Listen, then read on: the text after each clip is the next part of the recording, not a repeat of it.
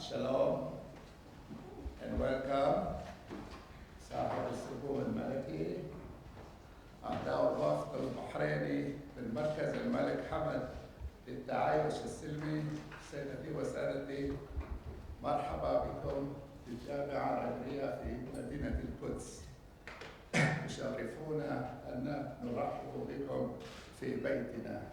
وفيما بعيد, welcome to the Hebrew University. I'm very pleased to introduce to you the management, the senior management of the university, Professor Asher Cohen, the president of the university, Professor Barak Medina, director of the university, Professor Ron Shakir, the vice president for international affairs, and Professor M. Seri is a bit of a surprise. It's a bit of a surprise because he originates from Bahrain. He is the vice president for research and development, and on his father's side, he is from Manama. He's from Bahrain. So the Ta'ayush al-Silmi started here a long time ago. Yes, and we also have, where is she?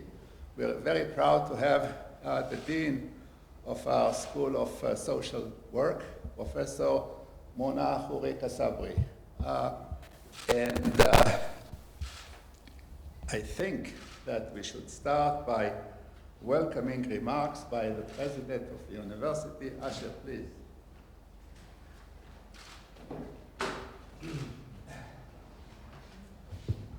Thank you, Yossi. Your Highness, distinguished guests, the management team of the Hebrew University, Barak, Yossi, Oron, Reem, the Dean of School of Social Work, and many others here.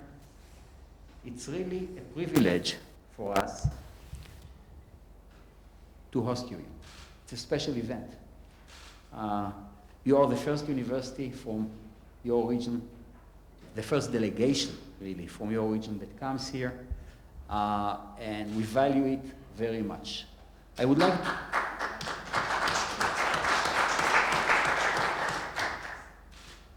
like to tell you a little bit about the Hebrew University.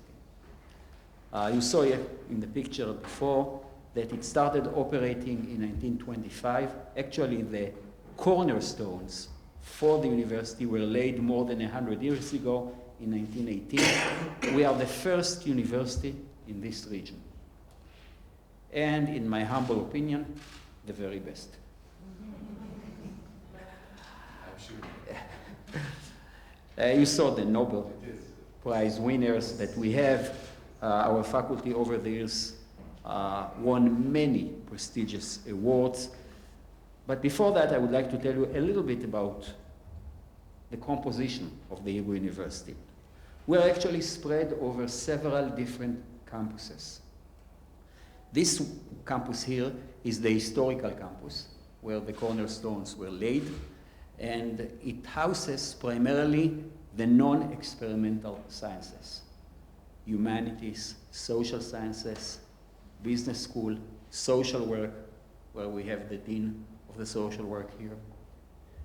That's here in this campus. We have a campus in the center of Jerusalem where we have the sciences. That's another campus. It's in Givat Ram. It's called Safra campus. Then we have a third campus in Jerusalem near the main hospital. It's the medical campus. That's the third campus. In addition to that, in Rehovot, which is a town near Tel Aviv, we have another campus that is dedicated to what I call high-tech agriculture, which is agriculture in its most innovative and technological elements. It's responsible for many of the innovations in agriculture here in Israel under all types of weather. In addition to that, we have two other small campuses, one down south in Eilat, near the Red Sea. It's primarily for marine research, and we have a veterinary school as well. As far as I know, it's the only veterinary school in the Middle East maybe, but certainly in Israel. So all in all, across all of those different campuses, we are a comprehensive university. We have almost all the disciplines, all the academic disciplines around, and our motto is to try to be as good as we can. We have top-of-the-line teaching programs where we teach our students all the disciplines. Many of our students over the years became leaders here in Israel and elsewhere. And our teaching programs are renowned worldwide. In addition to that, we are also focusing on research. We are a research university, so research is very important for us. And we do that research in all disciplines, and we try to excel in all of them. That's why we are ranked internationally. That's why we have connections with all the leading universities in the world. And that's why faculty members and students would like to come here and to be part of the university. But in addition to that, and we are proud of that, that we have two additional elements. One is we have a history of technological innovation. Our tech transfer company, we have a company that commercializes inventions done at the Hebrew University, is the oldest tech transfer company in the world for universities. And over the years, we invented a lot of things. Some of the companies that came out of faculty members of the Hebrew University are multi-billion dollars companies. Unfortunately, those dollars didn't come to us, but they do encourage the economy, they do incentivize the economy, and they are really helping around. And this tradition continues. In fact, right now we are building a very large industrial park just at the outskirts of our science campus. It's industrialized in the sense that there will be there high-tech, biotech, nanotech companies right at the campus so that they will be commercial, but they will interact with our faculty members and work together to find new elements. And that's part of our heritage, being innovative. And in addition to that, it's very important to us to be involved in the community. We do a lot of things in order to help the community.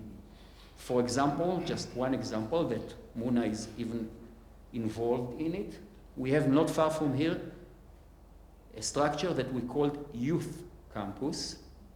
And what it does, we brought most of the institutions in Jerusalem, not relevant to the university, in Jerusalem, that deal with small children.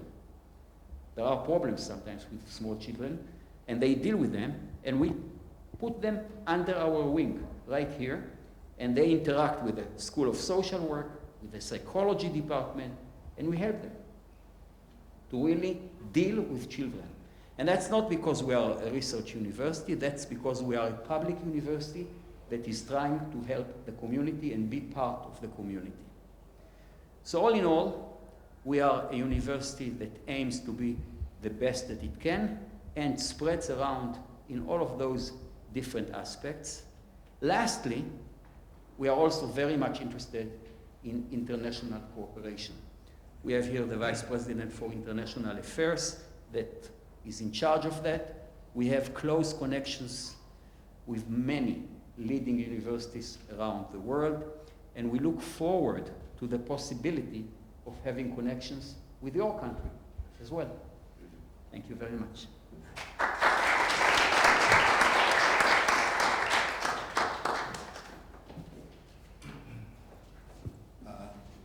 Thank you, Saadat Rais. The rector of the university, Professor Barak Medina, please.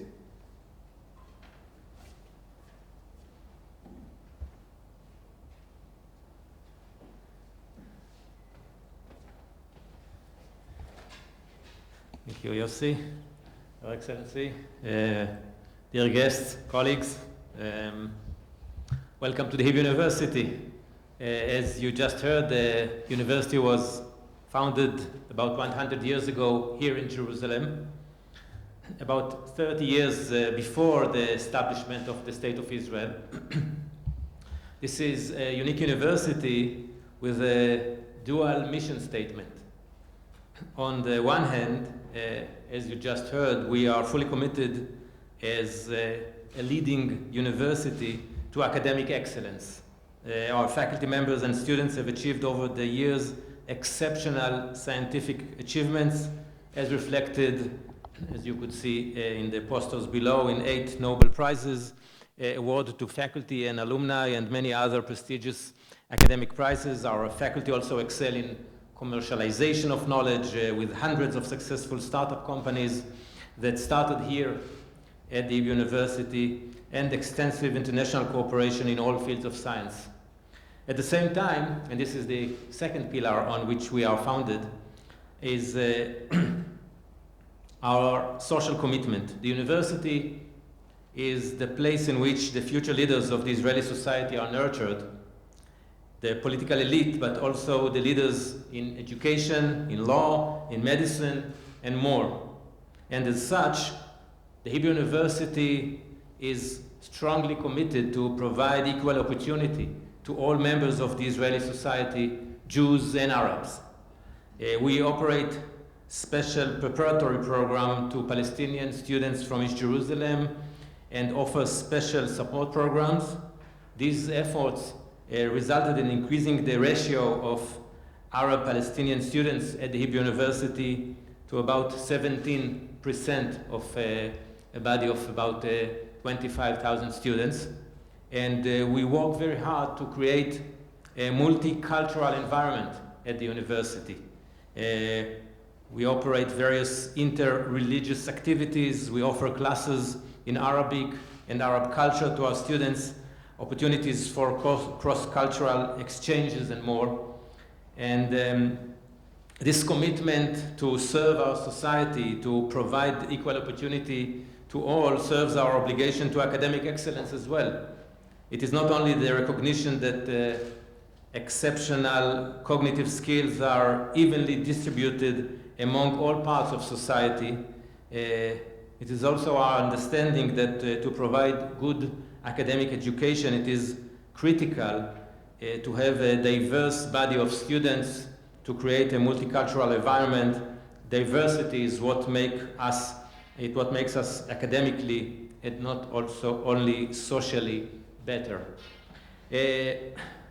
We are interested in establishing joint leadership programs with institutions in Bahrain, possibly with the involvement of other international universities. Specifically, I would like to point out 3 fields of study here at the Hebrew University that might be relevant for mutual cooperation between us. One is the study of Islam and the Middle East. In our departments of Islam and Middle Eastern Studies and Arabic Literature and Language, we have dozens of scholars and hundreds of students from Israel and abroad that study extensively these fields with international achievements, and we look forward for cooperation in these aspects, as well as in aspects of comparative religions, an aspect in which the Hebrew University is a world-leading institution comparing the 3 Abrahamic religions. The second field that the President already mentioned, a field in which we are unique in Israel, is the study of agriculture, environment, and food security, innovative research on various aspects of agriculture. Hundreds of scholars and thousands of students from Israel and from all around the world in special international programs are conducting research and studies in these fields at the Hebrew University. And again, this is a field in which we look forward for cooperation. And lastly, again, the issue of innovation and entrepreneurship.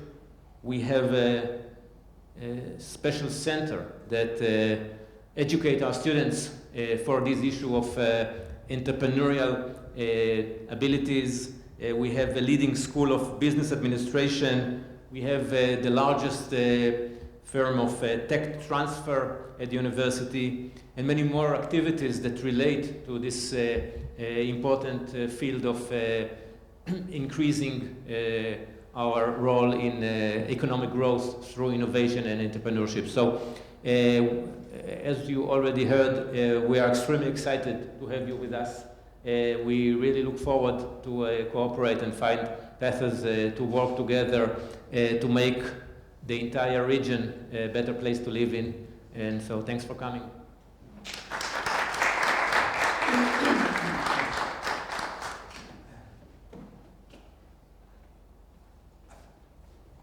Your Highness, Sheikh Khalid, in the days before your arrival here, we worked very closely with your people to finalize a Memorandum of Understanding that you will be signing a bit later. But first, I want to give you the floor to say a few words.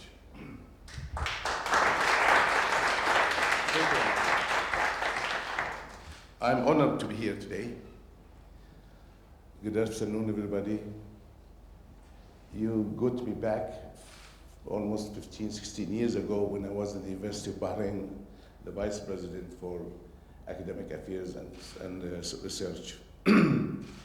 This environment really today is not just a historical moment for us. It brings me back to the relationship between academics, between students, and putting forward the plans for the future of our students. Today I have different capacity. I'm the chairman of the Global Center, King Hamad Global Centre for Peaceful Coexistence. Our task here is to establish, to make people aware of the importance of peaceful coexistence. This is a task for Bahrainis. It should be very easy. And I believe even for Israelis today, as I hear it, is also even easier. Because we all have this opportunity, this chance to establish such an understanding between the young people. My generation, I'm talking about 60 years plus, in my generation, we have already passed this opportunity where we were young and wasted all that youth in hatred, wars. I'm not talking about myself, about the Middle East as a whole. Most of the people of the Middle East at that age really wasted their time in hatred and violence, and we all know that. But today I believe we have a chance for peaceful coexistence, for peace, for understanding, for a much better environment than a long time ago. Why I'm saying this? Because for Bahrainis and for the Israelis, we have ancient histories behind us. Of course, we are here today in this ancient history, and I cannot tell you anything more than you know about your city. But I would like to mention at least what Bahrain is from a historical point of view. Bahrain has a history also of 5,000 years behind it, behind us all. That was started from the Dilmun period, long time ago, and it interacts with all the civilization around it, from ancient Iraqis and so on, and Sindhis, India and all. That's in the ancient time, but the most important thing is in modern history. In modern history, Bahrain became well known for peaceful coexistence, accepting others, accepting the other religions, sects, races, because of the leadership that we have, that have established such an understanding. 200 years ago, in 1819, much before the UN, much before the United Nations resolutions, and much before the international community talking about human freedoms and human rights and so on. Bahrain had given license for the Hindus to establish their first temple in 1819, 200 years ago. After that, in 1893, again, the United States of America, nobody knew about it in the area in 1819. Nobody knew what is the United States. There was no oil. There was, nobody knew about the superpower at that time, except when you talk about 1819, you're talking about the Ottoman Empire and so on, and British Empire, but not the United States, even though the ruler of Bahrain permitted an American mission to establish a church and a school and a hospital. If you look at it from that point of view at that time, this is a very conservative society, a Muslim society, 200 years ago. Why a ruler, conservative ruler, would give permission for preachers of Christianity to come and preach in a Muslim country? It is the spirit that man 200 years ago had. And this one was built and rebuilt and rebuilt and generated from one ruler to another until today. So we are not really far from the 200 years ago and until now, when His Majesty King Hamad established this center, the Center for Peaceful Coexistence. This center based on historical facts of Bahrain, real life of Bahrainis. So in Bahrain, as I said, these are very few examples that I gave you, but in fact, there are people who have lived in Bahrain or knew Bahrain, they know that we all lived with the Muslims, Christians, Jews, Hindus, Buddhists, and so on. The center consists of board of trustees members of all those religions. So our mission really is to establish an understanding, a peaceful coexistence, especially for the young people. We are here today in a university well known throughout the world, and have that capacity of making the young people breach for peace and a peaceful coexistence.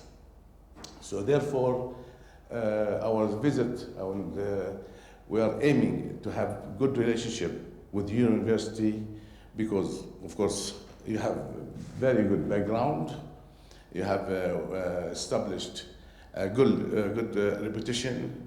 It is a reputed university throughout the world, and the most important thing is you have the will to encourage young people to live together, whether Arabs, Palestinians, or Jewish or Israelis or whatever.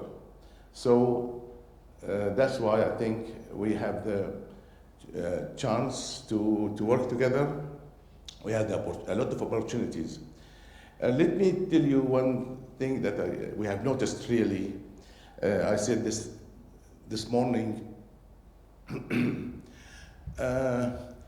I said that streets and the people of Bahrain have changed recently. 20 years ago, if you talk about Israelis in Bahrain, they would think about war, they would think about violence, about anonymity and hatred. Today, it has changed. It is the time that we should take to grasp the opportunity to make it work together for the young people, for their future. Therefore, I think they have. If you talk to people now in Bahrain, they don't look at Israel as it used to be. I remember about 20 years ago. 3-4 days ago, when I was talking to my friends that I'm going to Israel, everybody was saying, take us with you. We'd like to go and visit you. I had this feeling, I said, thanks God that I'm going to see Israel before time passes. So at least I have the chance to see it. So I think we are lucky, although that we have little opportunity, not much to do in our as I said, 60 plus, in our age, not much to do, but we have, in those small period, that small period, we can do a lot for the young people, for the new generation. From your perspective, from your university, you have population, you have those young people for the future. We can make them ambassadors of peace and ambassadors for peaceful coexistence and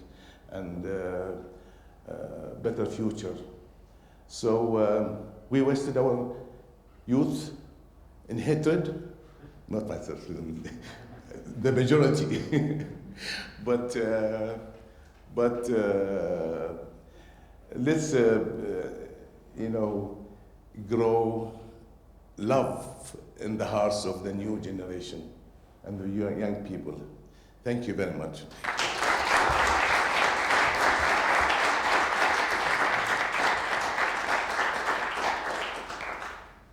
Well, Your Highness, if I may add, I think I'm the only Israeli here who've been to Manama twice. I think I even remember Samir from my visit way back, and the warm reception and the introduction to the Jewish families living in Bahrain was really fantastic. And we're all looking forward to the day where I can take the entire management and come visit you in Manama. I remember the view from Jisr al-Malik Fahd is a very, very special one.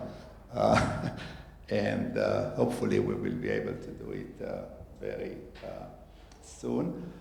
We are moving now to sign the Memorandum of Understanding, so I want to call on Betsy and on Natalie to join Sheikh Khalid and join the President. And for the signing ceremony, Betsy, will you please?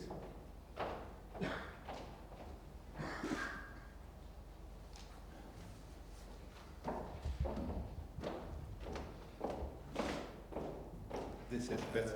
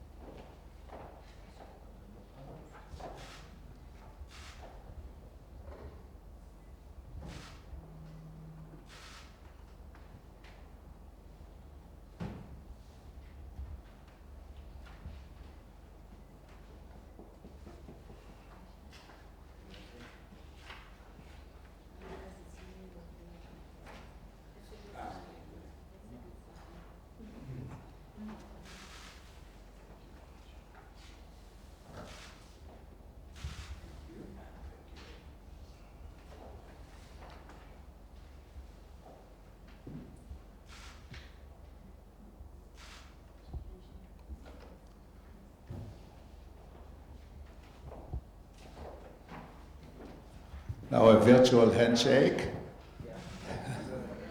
Thank you.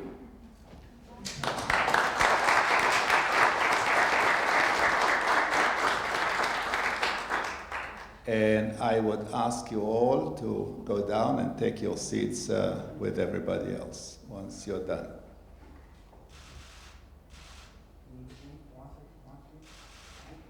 Okay. Thank you. President Cohen and Sheikh Khalid, will you please take your seats with everybody there? Sure.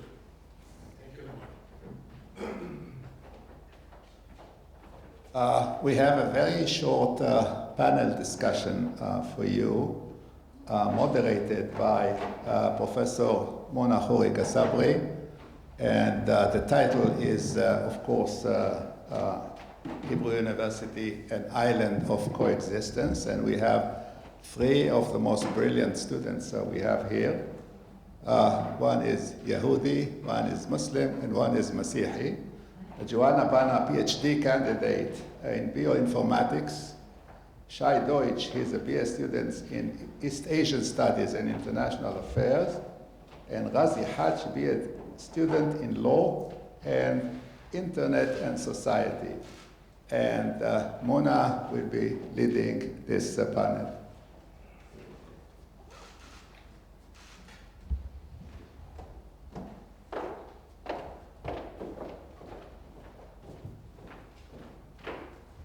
Thank you, Yossi. Hi, everyone. And thank you all. Actually, I'm very excited. And I will start with something in Arabic that actually I had difficulty to translate excited to Arabic. أنا من فعلي كتير ومسرورة كتير بوجودكم معنا. But I'm not sure we use it من فعلي as excited usually.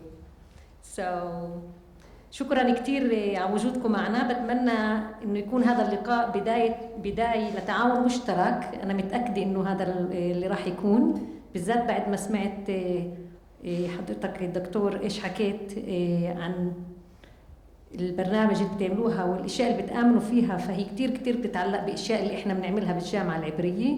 I will move to English now. So as I said, I'm very excited to be here, and as we heard before about the missions of the center, actually, I felt that we are talking about things that we believe at the Hebrew University that we want to do about coexistence and increasing access to education for different groups and investing in different groups in the Israeli society, the Arab students, ultra-Orthodox students, students from East Jerusalem, which we are very happy to have a lot of students. As we had 5 years ago, we had almost 20 students studying at the Hebrew University, and now we have in pre-academic year 500 students. So I believe this is, if you ask me, this is one of the biggest achievements we have at the Hebrew University. I'm sure the president and director have many others, but from my perspective, I believe increasing access to this specific group in the Israeli society is very important and might change the future of our city and our country. So, in my position, not only as Dean of the School of Social Work, I'm the advisor for Minority Affairs for the Hebrew University President and the head of the steering committee of the Israeli Hope in the Academia initiative that the Israeli President, Ruvi Rivlin, is leading, and I believe you might hear about it tomorrow in your visit with him. We have been doing a lot of efforts to increase access to education for different groups, and we have been together with the Council of Higher Education doing efforts to also increase the education, especially to Arab students and other groups such as the Ethiopian immigrants and ultra-Orthodox. The university is actively working to support these students and help them cope with their difficulties, encourage them to achieve excellence. And thanks to these efforts, we have been seeing an increased number, huge increased numbers in the number of Arab students at the Hebrew University. We have the numbers increased from 11% like 3 or 4 years ago, and now we are 17% of the total population at the Hebrew University, which is a huge increase, and we are looking to have more and more students. And also one of our main efforts is to increase the numbers of students in the advanced degrees, and we have one student, and I believe the others will be also among those in the future, and we will hear from you about your experiences. So I'm happy to invite you, our three special students, ambassadors, Razi, Joanna, and Chai. And Yossi mentioned what you study, but if you can say a little bit more about yourself, please, Razi. Sure. Hi, everyone. My name is Razi Haj. I'm Muslim. I come from Akko, and it's my third year studying law and internet and society. Hi, everybody. Marhaba. My name is Joanna, and I'm originally from Jaffa, and I'm doing a PhD in structural and molecular biochemistry. Good afternoon. My name is Shaikh. I'm representing the Jewish. If you're Jewish, you don't really get a choice. You're Jewish until you die. So I wasn't really asked about this. I study international relations and East Asian studies, and I'm from Jerusalem origin. Thank you. So I want to ask you, please, to share with us some of your experiences at the Hebrew University, and especially how do you perceive the increase in the numbers and the diversity in the population at the university, and the efforts we are making in that respect, and also what do you think we need to do more in order to make our university a better place, although it's a very good university, the best in Israel, okay? But we wanted to make it even more. And also, I want to ask you if you can please share some of your personal experiences in that respect. So maybe, Razi, we will start with you. Sure. So that was like a long question, but I might be just start with something. First of all, thank you for your words. It moved me in a way that I cannot explain. And I wanted to say in particular that you didn't waste anything, not your youth, not your hatred. I feel like your courage has opened us the door to, now it's our job to do it, and you gave us the opportunity to do it. So thank you very much for that. So when I was young, my parents decided to take me to a Jewish school. I studied in a Jewish school my entire life. Because they said to me, listen, if you want something done here, you got to do it by yourself, and you cannot count on anyone else to help you do that. So I came to this university kind of skeptic a little bit. I didn't know what kind of help I get here. I used to do everything by myself, and I was extremely surprised, actually, because I feel like I'm getting here support in two ways as an Arab in this university. So the first way is in the administrator level. I feel like everything with regard to even studies, I was assigned a mentor, which is an older student that helped me, guide me through, and maybe like a little perspective about what happens. Usually Arab students come here, it's the first time they're out of their house. It's the first time they come to a place where they don't speak the language. There's a huge language barrier. And it's in a whole another level. The exams here are extremely difficult, and it's the highest level of education. So many students feel like they are losing everything, and the system here, the people here, never let us feel like we're alone. And so we are assigned a mentor, and he helps us write and talk. I personally didn't use that help, but many of my friends did. And everything we felt like the faculty and the university had our back for that. And it was like, it was surprising. I didn't expect that. I said, did I really get like 25% more time to do my test? I was shocked to get that. So, thank you, by the way. So that's on that side. And Your Highness, you mentioned the thing that like the youth is the driver for everything. And with regard to coexistence, I feel like programs have their place, but the most effective thing is coming from below, like the people, the grassroots. And I think what the best thing our university is excelling at is creating opportunities of natural communication with other students. And it's not like here, let's do a program of combining like Arabs and Jews and have talk, but rather than like the small talks at the cafeteria, or asking someone for his papers and discussing a work, or just having maybe even a political discussion. I feel this very place, it's a wonderful place to share your opinions, even if they're different, but have still the environment that containing and it's a safe place to discuss and meet people with maybe a different political view or different political or differences, I guess. And still that it's be okay. It's okay to be different. It's okay to have disagreements and nothing bad happens. You can have a good conversation. So, yeah, thanks for creating opportunities. Thank you, Razi. You know, when I hear someone like you, now I'm really excited. Yeah.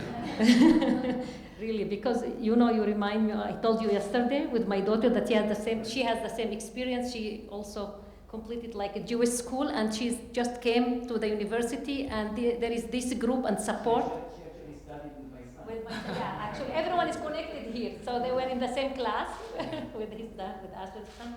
And one of the things that they have this group, and they send them messages in Arabic. And now she doesn't know this much Arabic to read. She knows how to speak, and Razi has the same experience. So they have to practice their Arabic very fast in the first month in order to be able to read. So at the first week she was coming to me, can you read this for me, please? Yeah. And can you answer in Arabic, because she didn't want to feel like a stranger in the group, to answer in Hebrew. So I was answering in her. To know all the gossip, what's going on. Sure. Exactly. Yeah, It's it very was important group. Yeah.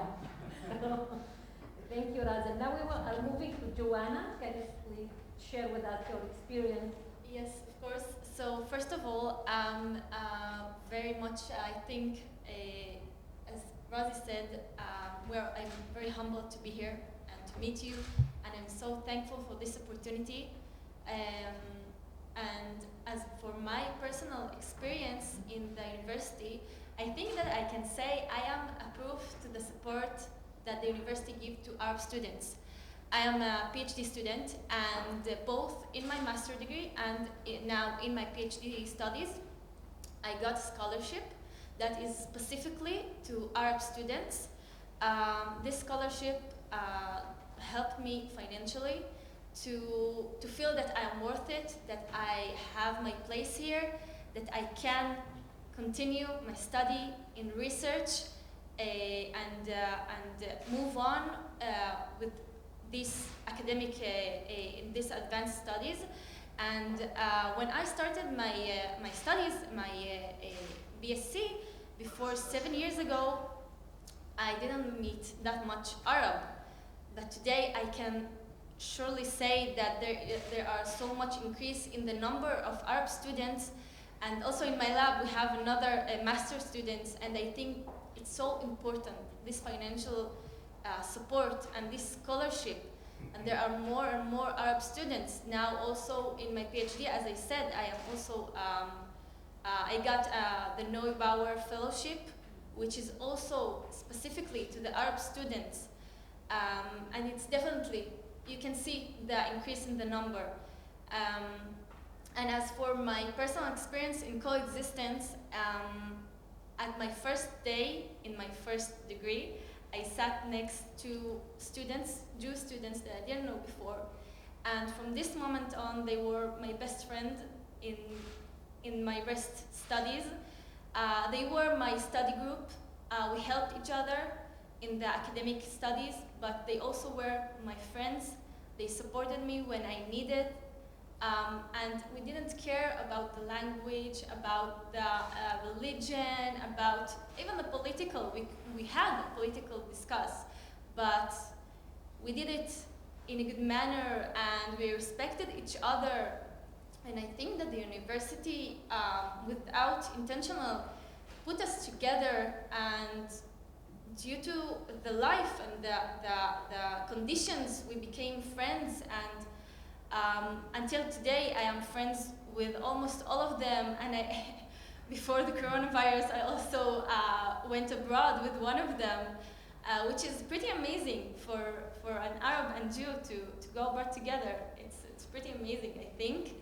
And that's it. I think that I'm very thankful for those opportunities to meet new people, to get those scholarships. That's it. Thank you.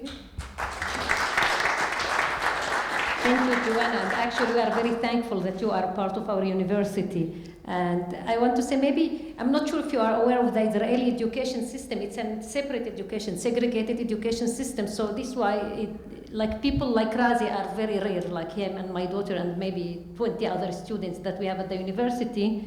But most of the Arab students have studied in Arab schools and the Jewish students in Jewish schools. So the first opportunity for them to meet is here at the university. And this is the first time people meet each other.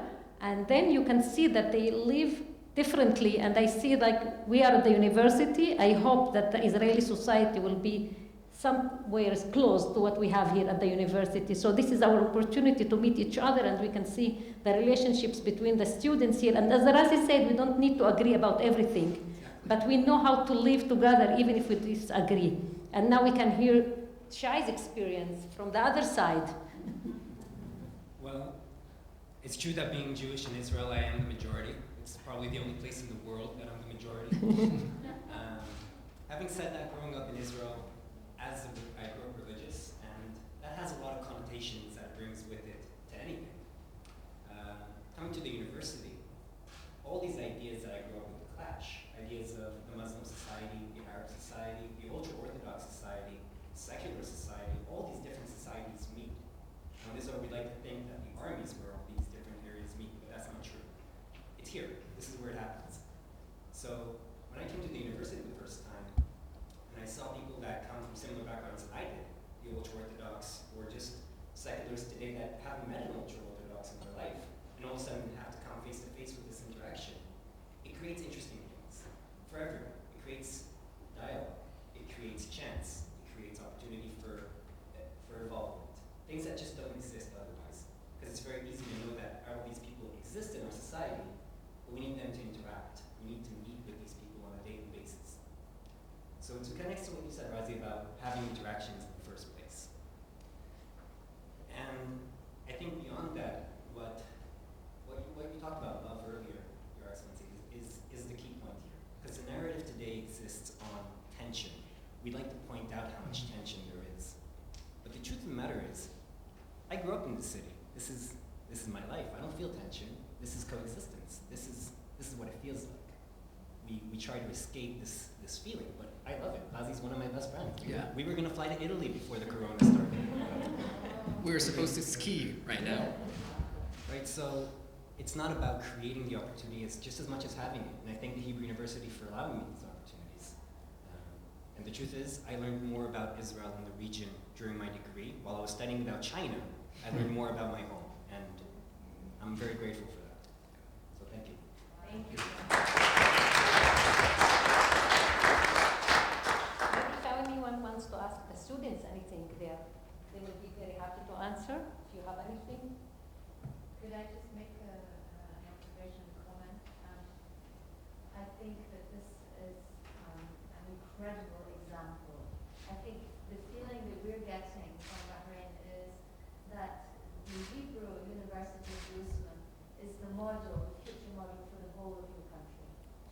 I feel that. I feel it in the atmosphere. You can see the love and the respect here and the excitement. And now, boy, am I excited.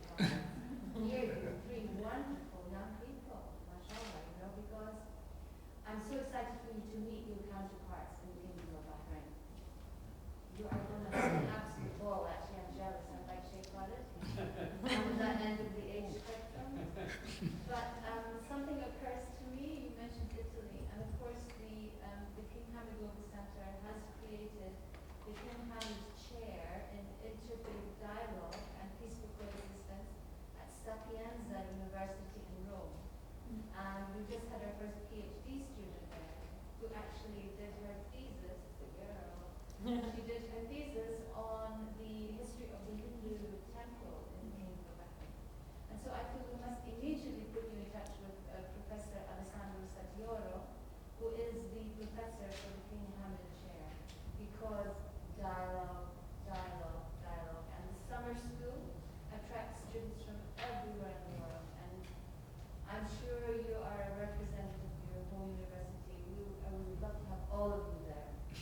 We would love to be there. Thank Yeah. you. Thank you so much. Thank would love to be there, and actually I want to say that nothing would be happened if we don't have this president and this rector, and I have to say that all these efforts, because they also believe in what we believe, and we are working together to make it happen. So thank you very much. Shukran كثير.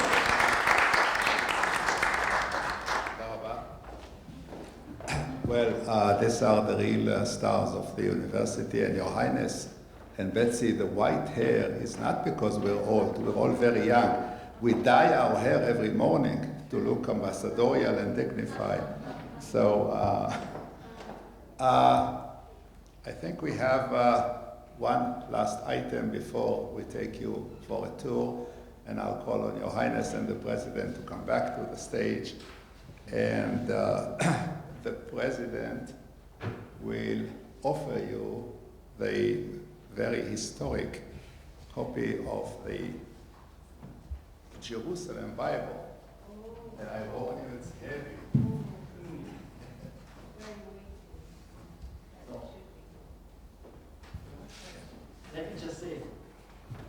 Let me just say a few words about this Bible. There are actually, over the years, there were many versions of the Bible. Things changed a little bit. And our scholars, at the beginning of the establishment of the university, worked for several dozen years in order to create the most authentic version of the Bible. This is the Bible where the President of Israel swears on.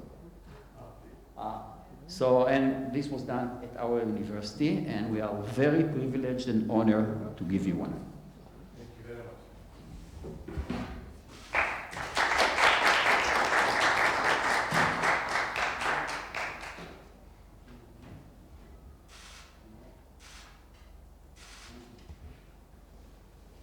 Thank you very much. Thank you. And next on the agenda is a short tour of the university.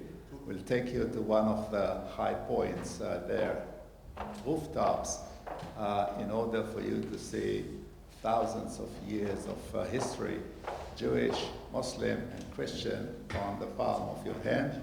So why don't you all join me? Thank you very much. And once again, I thank these beautiful students for being with us. Thank you. Toda rabba. Thank you. Shukran.